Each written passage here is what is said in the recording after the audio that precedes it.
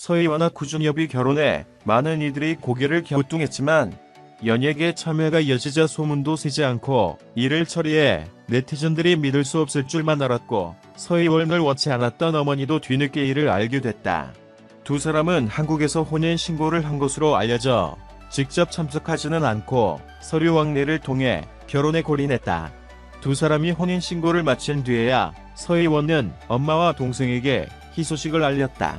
딸도 구준엽과 함께 한국에 들어와 살지 않겠느냐고 묻자 희원 엄마는 딸이 그렇게 미치지는 않을 것이라며 한국에 가면 아이를 누가 돌볼지 부정했다.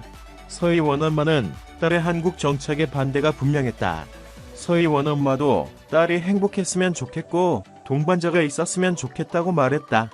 한편 서희원은 구준엽과 결혼한 뒤에 회춘이라는 표현을 쓸 정도로 컨디션이 좋은 것으로 알려졌다.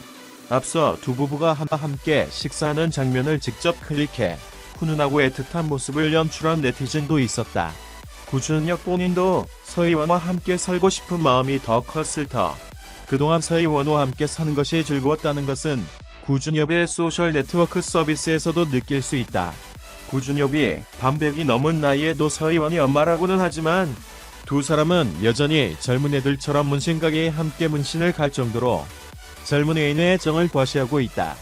구준엽은 눈에 띄는 문신이 총 2군데 있고 12개 왕관이 시퍼렇게 새겨졌으며 윗부분에 리본이 한글을 썼다가 네티즌의 선별을 거쳐 한글 내용이 희원이라는 결론을 내렸다.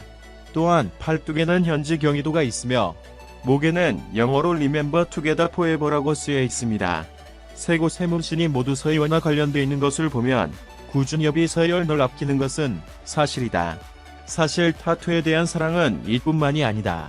앞서 구준엽은 격리 해제 당시 약지에 반지 문신이 추가됐다는 네티즌의 소식으로 두 사람의 사랑을 확인할 수 있었다. 구준엽과 서희원은 결혼 후 2달도 채 안 돼 타지에서 사랑을 키워가는 부부인 것으로 알려져 감정의 골이 깊어질지는 알 수 없다.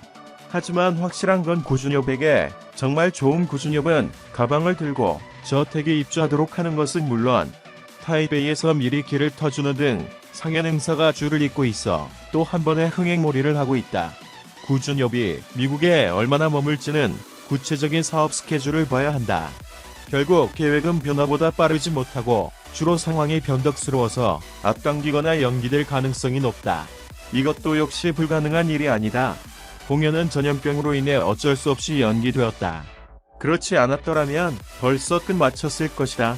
하지만 구준엽은 미국에서 오래 머물지 않고 서희원의 감상을 살피는 한편 타이베이에서 일을 하고 있는데 바로 오디션 프로그램의 프로듀서를 맡고 있는 것이다.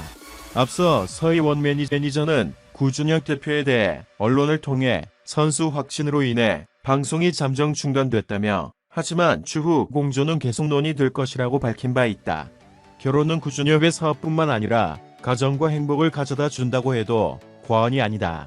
결혼이란 서로가 서로에게 맞는 것이라고 하는데 어느 한쪽만 베풀면 이 결혼은 반드시 행복하지 않을 것이다.